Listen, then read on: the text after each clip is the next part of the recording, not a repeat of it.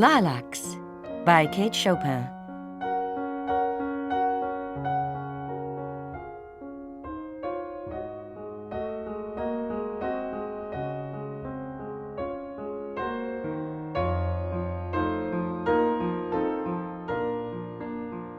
Madame Adrienne Farival never announced her coming, but the good nuns knew very well when to look for her. When the scent of the lilac blossoms began to permeate the air, Sister Agat would turn many times during the day to the window. Upon her face the happy, beatific expression with which pure and simple souls watch for the coming of those they love. But it was not Sister Agat. It was Sister Marceline who first espied her crossing the beautiful lawn that sloped up to the convent. Her arms were filled with great bunches of lilacs, which she had gathered along her path. She was clad all in brown, like one of the birds that come with the spring, the nuns used to say. Her figure was rounded and graceful, and she walked with a happy, buoyant step. The cabriolet which had conveyed her to the convent moved slowly up the gravel drive that led to the imposing entrance. Beside the driver was her modest little black trunk, with her name and address printed in white letters upon it. Madame A. Farival, Paris. It was the crunching of the gravel which had attracted Sister Marceline's attention, and then the commotion began. White-capped heads appeared suddenly at the windows. She waved her parasol and her bunch of lilacs at them. Sister Marceline and Sister Marianne appeared, fluttered and expectant at the doorway. But Sister Agat, more daring and impulsive than all, descended the steps and flew across the grass to meet her. What embraces in which the lilacs were crushed between them! What ardent kisses! What pink flushes of happiness mounting the cheeks of the two women! Once within the convent, Adrienne's soft brown eyes moistened with tenderness as they dwelt caressingly upon the familiar objects about her and noted the most trifling details. The white bare boards of the floor had lost nothing of their luster. The stiff wooden chairs, standing in rows against the walls of hall and parlor, seemed to have taken on an extra polish since she had seen them last lilac time. And there was a new picture of the Sacré-Cœur hanging over the hall table. What had they done with Sainte Catherine de Sienne, who had occupied that position of honor for so many years? In the chapel, it was no use trying to deceive her, she saw at a glance that St. Joseph's mantle had been embellished with a new coat of blue, and the aureole about his head freshly gilded. And the Blessed Virgin there neglected, still wearing her garb of last spring, which looked almost dingy by contrast. It was not just, such partiality. The Holy Mother had reason to be jealous and to complain. But Adrienne did not delay to pay her respects to the Mother Superior, whose dignity would not permit her to so much as step outside the door of her private apartments to welcome this old pupil. Indeed, she was dignity in person, large, uncompromising, unbending. She kissed Adrienne without warmth, and discussed conventional themes learnedly and prosaically during the quarter of an hour which the young woman remained in her company. It was then that Adrienne's latest gift was brought in for inspection, for Adrienne always brought a handsome present for the chapel in her little black trunk. Last year it was a necklace of gems for the Blessed Virgin, which the good mother was only permitted to wear on extra occasions, such as great feast days of obligation. The year before it had been a precious crucifix, an ivory figure of Christ suspended from an ebony cross, whose extremities were tipped with wrought silver. This time it was a linen-embroidered altar cloth of such rare and delicate workmanship that the Mother Superior, who knew the value of such things, chided Adrienne for the extravagance. "But, dear mother, you know it is the greatest pleasure I have in life to be with you all once a year, and to bring some such trifling token of my regard." The Mother Superior dismissed her with the rejoinder, "Make yourself at home, my child. Sister Thérèse will see to your wants. You will occupy Sister Marceline's bed in the end room over the chapel. You will share the room with Sister Agat." There was always one of the nuns detailed to keep Adrienne company during her fortnight stay at the convent. This had become almost a fixed regulation. It was only during the hours of recreation that she found herself with them all together. Those were hours of much harmless merrymaking, under the trees or in the nuns' refectory. This time it was Sister Agat who waited for her outside of the Mother Superior's door. She was taller and slenderer than Adrienne, and perhaps 10 years older. Her fair blonde face flushed and paled with every passing emotion that visited her soul. The two women linked arms and went together out into the open air. There was so much which Sister Agat felt that Adrienne must see. To begin with, the enlarged poultry yard, with its dozens upon dozens of new inmates. It took now all the time of one of the lay sisters to attend to them. There had been no change made in the vegetable garden, but yes, there had. Adrienne's quick eye at once detected it. Last year, old Philippe had planted his cabbages in a large square to the right. This year they were set out in an oblong bed to the left. How it made Sister Agat laugh to think Adrienne should have noticed such a trifle. And old Philippe, who was nailing a broken trellis not far off, was called forward to be told about it. He never failed to tell Adrienne how well she looked, and how she was growing younger each year, and it was his delight to recall certain of her youthful and mischievous escapades. Never would he forget that day she disappeared, and the whole convent in a hubbub about it, and how at last it was he who discovered her, perched among the tallest branches of the highest tree on the grounds, where she had climbed to see if she could get a glimpse of Paris. And her punishment afterwards, half of the Gospel of Palm Sunday to learn by heart. We may laugh over it, my good Philippe, but we must remember that Madame is older and wiser now. I know well, Sister Agat, that one ceases to commit follies after the first days of youth. And Adrienne seemed greatly impressed by the wisdom of Sister Agat and old Philippe, the convent gardener. A little later, when they sat upon a rustic bench which overlooked the smiling landscape about them, Adrienne was saying to Sister Agat, who held her hand and stroked it fondly, "Do you remember my first visit 4 years ago, Sister Agat? And what a surprise it was to you all! As if I could forget it, dear child. And always shall I remember that morning as I walked along the boulevard with a heaviness of heart. Oh, a heaviness which I hate to recall. Suddenly there was wafted to me the sweet odor of lilac blossoms. A young girl had passed me by, carrying a great bunch of them. Did you ever know, Sister Agat, that there is nothing which so keenly revives a memory as a perfume, an odor? I believe you are right, Adrienne, for now that you speak of it, I can feel how the odor of fresh bread, when Sister Jeanne bakes, always makes me think of the great kitchen of ma tante de Cierge and crippled Julie, who sat always knitting at the sunny window.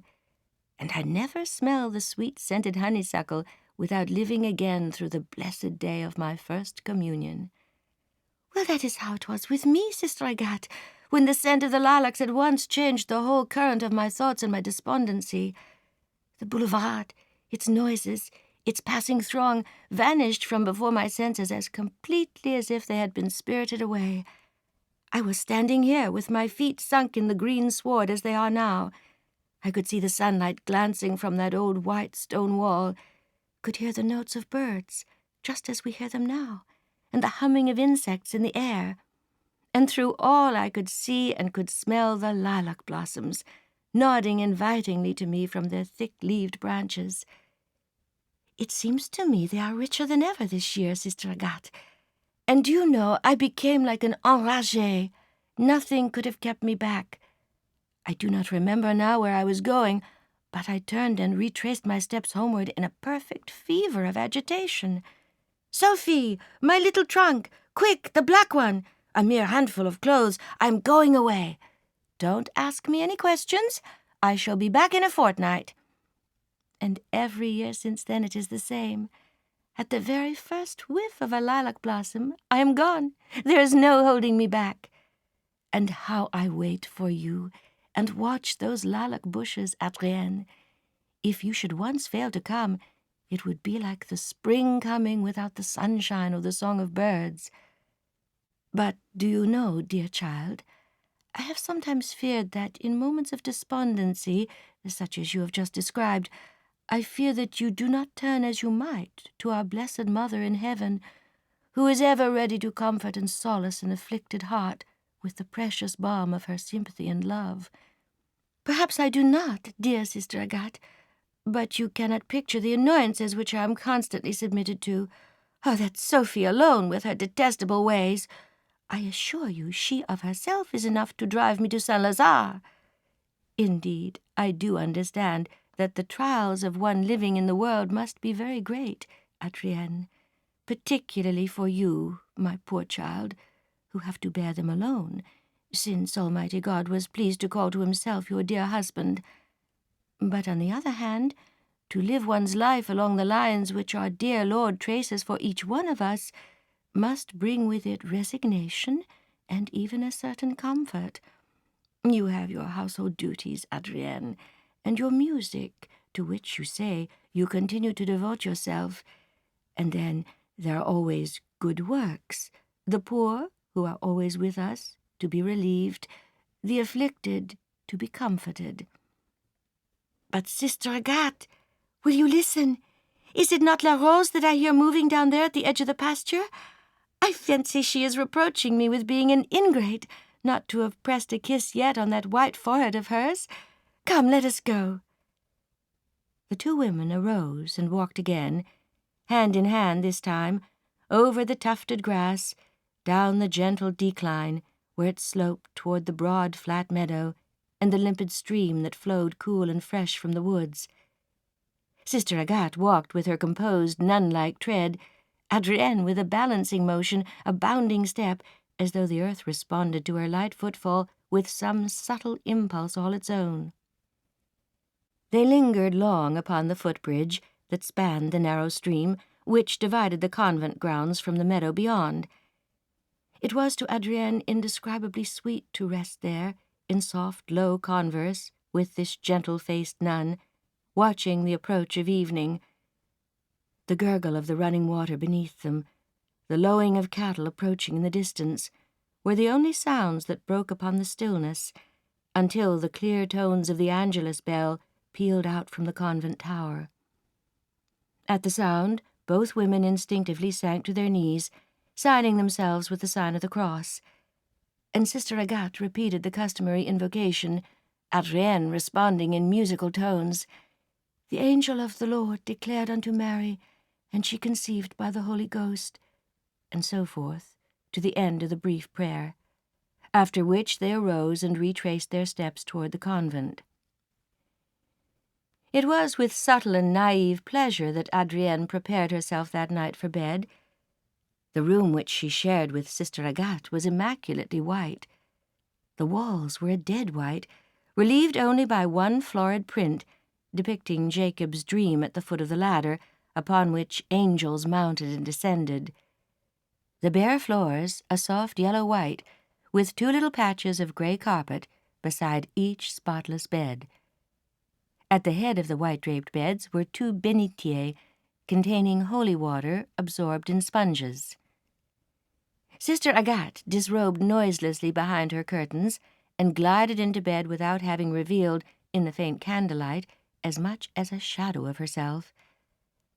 Adrienne pattered about the room, shook and folded her garments with great care, placing them on the back of a chair as she had been taught to do when a child at the convent. It secretly pleased Sister Agat to feel that her dear Adrienne clung to the habits acquired in her youth. But Adrienne could not sleep. She did not greatly desire to do so. These hours seemed too precious to be cast into the oblivion of slumber. "Are you not asleep, Adrienne?" "No, Sister Agat. You know it is always so the first night. The excitement of my arrival, I don't know what, keeps me awake." "Say your Hail Mary, dear child, over and over." "I have done so, Sister Agat. It does not help." "Then lie quite still on your side, and think of nothing but your own respiration. I have heard that such inducement to sleep seldom fails." "I will try. Good night, Sister Agat." "Good night, dear child. May the Holy Virgin guard you." An hour later, Adrienne was still lying with wide, wakeful eyes, listening to the regular breathing of Sister Agat. The trailing of the passing wind through the treetops, the ceaseless babble of the rivulet were some of the sounds that came to her faintly through the night. The days of the fortnight which followed were in character much like the first peaceful, uneventful day of her arrival, with the exception only that she devoutly heard Mass every morning at an early hour in the convent chapel, and on Sundays sang in the choir, in her agreeable, cultivated voice, which was heard with delight and the warmest appreciation. When the day of her departure came, Sister Agat was not satisfied to say good-bye at the portal as the others did. She walked down the drive beside the creeping old cabriolet, chattering her pleasant last words.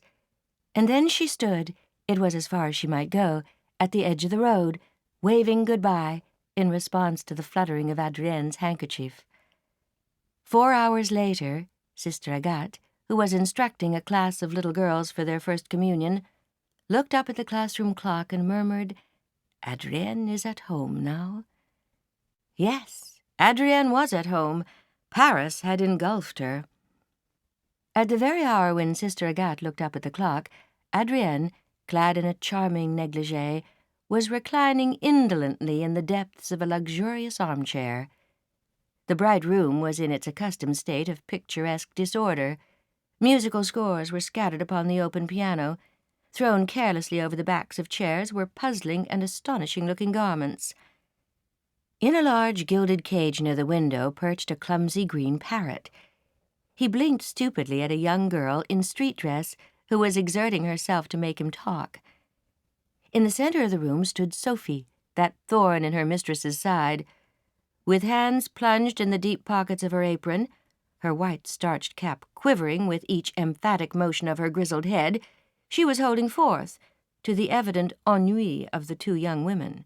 She was saying, "Heaven knows I have stood enough in the 6 years I have been with Mademoiselle, but never such indignities as I have had to endure in the past 2 weeks at the hands of that man who calls himself a manager. The very first day, and I, good enough to notify him at once of Mademoiselle's flight. He arrives like a lion, I tell you, like a lion. He insists upon knowing Mademoiselle's whereabouts. How can I tell him any more than the statue out there in the square? He calls me a liar. Me, a liar. He declares he is ruined.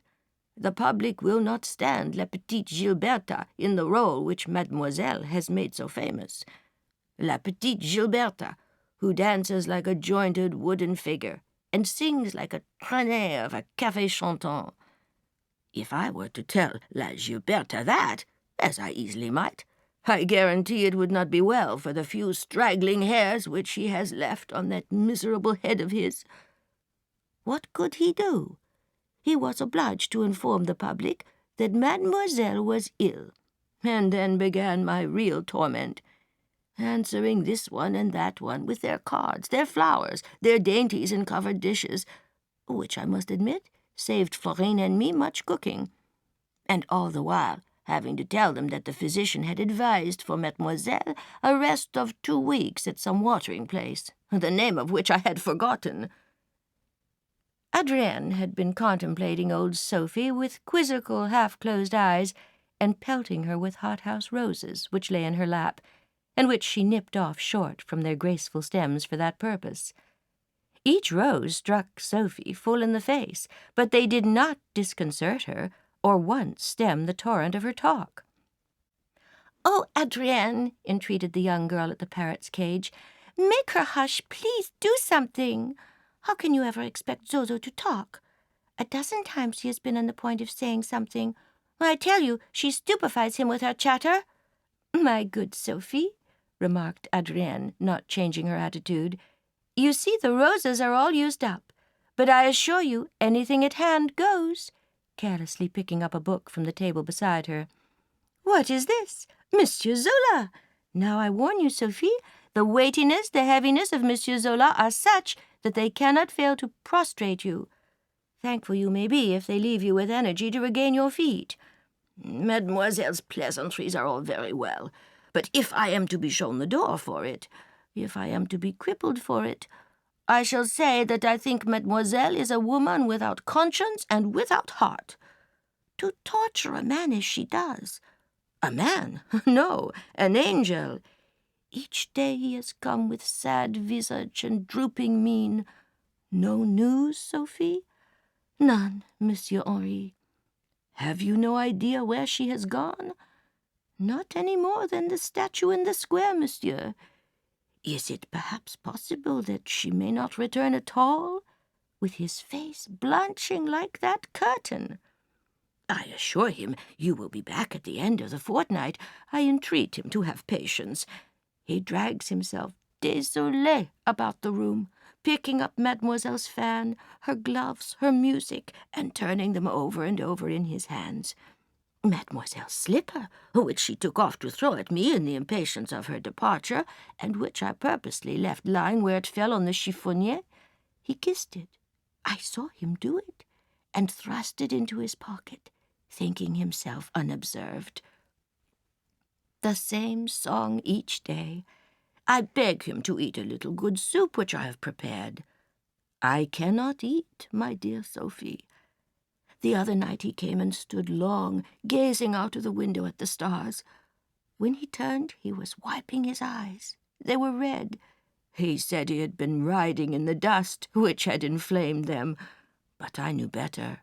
He had been crying. Ma foi! In his place I would snap my finger at such cruelty. I would go out and amuse myself. What is the use of being young? Adrienne arose with a laugh. She went, and seizing old Sophie by the shoulders, shook her till the white cap wobbled on her head. "What is the use of all this litany, my good Sophie? Year after year the same. Have you forgotten that I have come a long, dusty journey by rail, and that I am perishing of hunger and thirst? Bring us a bottle of Chateau Yquem, and a biscuit, and my box of cigarettes." Sophie had freed herself and was retreating toward the door. "And, Sophie, if Monsieur Henri is still waiting, tell him to come up." It was precisely a year later. The spring had come again, and Paris was intoxicated. Old Sophie sat in her kitchen, discoursing to a neighbor who had come in to borrow some trifling kitchen utensil from the old bonne. "You know, Rosalie, I begin to believe it is an attack of lunacy which seizes her once a year. I wouldn't say it to everyone, but with you I know it will go no further. She ought to be treated for it. A physician should be consulted. It is not well to neglect such things and let them run on. It came this morning like a thunderclap. As I am sitting here, there had been no thought or mention of a journey. The baker had come into the kitchen. You know what a gallant he is, with always a girl in his eye. He laid the bread down upon the table, and beside it a bunch of lilacs. I didn't know they had bloomed yet. "For Mademoiselle Florine, with my regards," he said, with his foolish simper. Now, you know I was not going to call Florine from her work in order to present her the baker's flowers. All the same, it would not do to let them wither. I went with them in my hand into the dining-room to get a majolica pitcher, which I had put away in the closet there on an upper shelf because the handle was broken. Mademoiselle, who rises early, had just come from her bath, and was crossing the hall that opens into the dining-room. Just as she was, in her white peignoir, she thrust her head into the dining-room, snuffling the air and exclaiming, "What do I smell?"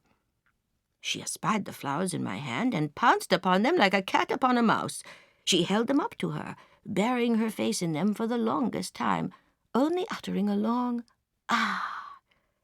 "Sophie, I am going away. Get out the little black trunk, a few of the plainest garments I have, my brown dress that I have not yet worn." "But, mademoiselle," I protested, "you forget that you have ordered a breakfast of 100 francs for tomorrow." "Shut up," she cried, stamping her foot. "You forget how the manager will rave," I persisted, "and vilify me, and you will go like that without a word of adieu to Monsieur Paul, who is an angel if ever one trod the earth." "I tell you, Rosalie," her eyes flamed. "Do as I tell you this instant," she exclaimed, "or I will strangle you, with your Monsieur Paul and your manager and your 100 francs. "Yes," affirmed Rosalie, "it is insanity. I had a cousin seized in the same way one morning, when she smelt calf's liver frying with onions. Before night, it took 2 men to hold her. I could well see it was insanity, my dear Rosalie, and I uttered not another word, as I feared for my life. I simply obeyed her every command in silence. And now, whoof, she is gone, God knows where. But between us, Rosalie, I wouldn't say it to Florine, but I believe it is for no good. I, in Monsieur Paul's place, should have her watched. I would put a detective upon her track. Now I am going to close up, barricade the entire establishment. Monsieur Paul, the manager, visitors, all may ring and knock and shout themselves hoarse. I am tired of it all. To be vilified and called a liar. At my age, Rosalie." Adrienne left her trunk at the small railway station, as the old cabriolet was not at the moment available, and she gladly walked the mile or two of pleasant roadway which led to the convent. How infinitely calm, peaceful, penetrating was the charm of the verdant, undulating country, spreading out on all sides of her. She walked along the clear, smooth road, twirling her parasol, humming a gay tune, nipping here and there a bud or a wax-like leaf from the hedges along the way, and all the while drinking deep draughts of complacency and content. She stopped, as she had always done, to pluck lilacs in her path. As she approached the convent, she fancied that a white-capped face had glanced fleetingly from a window, but she must have been mistaken. Evidently she had not been seen, and this time would take them by surprise. She smiled to think how Sister Agat would utter a little joyous cry of amazement, and in fancy she already felt the warmth and tenderness of the nun's embrace, and how Sister Marceline and the others would laugh and make game of her puffed sleeves. For puffed sleeves had come into fashion since last year, and the vagaries of fashion always afforded infinite merriment to the nuns. No, they surely had not seen her. She ascended lightly the stone steps and rang the bell. She could hear the sharp metallic sound reverberate through the halls.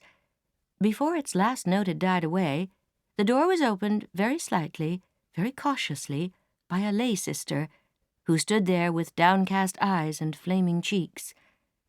Through the narrow opening she thrust forward toward Adrienne a package and a letter, saying in confused tones, "By order of our Mother Superior," after which she closed the door hastily and turned the heavy key in the great lock. Adrienne remained stunned. She could not gather her faculties to grasp the meaning of this singular reception.